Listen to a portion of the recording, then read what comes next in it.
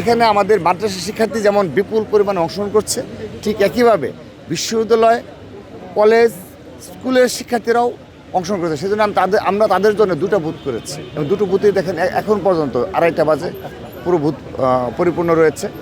তো এটি দ্বারা একটি ভালো মেসেজ গেছে যে বাংলাদেশ জাতীয়তাবাদী ছাত্রদল একটি নতুন ধারার ছাত্র রাজনীতি করতে চায়।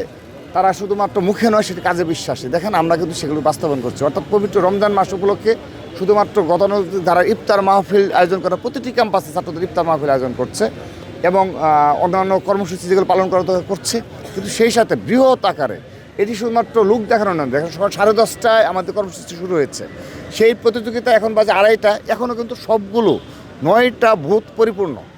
অর্থাৎ আমরা করছি, আমরা 4টার সময় দিয়েছি, হয়তো 4টা বাজবে না, 5টা হয়তো ইফতার আগে পর্যন্ত শেষ করতে সময় লেগে যাবে। অর্থাৎ এই যে আগ্রহ, এটি আমাদের সফলতা, ছাত্র দলের সফলতা। ছাত্রদল একটি নতুন ধারার সাধারণ শিক্ষার্থীদের মাঝে, মাদ্রাসা শিক্ষার্থীদের মাঝে একটি হিফজুল কোরআন এবং কোরআন তেলাওয়াত প্রতিযোগিতার একটা আলোড়ন তৈরি করতে পেরেছে।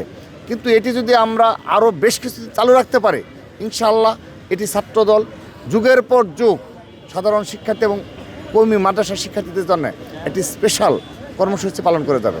শুধুমাত্র এখানেই আমরা শেষ করব না, আমরা ছাত্রদলের পক্ষ থেকে আগামীতে নতুন ধারার ছাত্র রাজনীতির অংশ হিসাবে কওমি মাদ্রাসা শিক্ষার্থীদের জন্য আমরা বেশ কিছু পদক্ষেপ গ্রহণ করব, আমাদের সেই প্রতিজ্ঞা রয়েছে।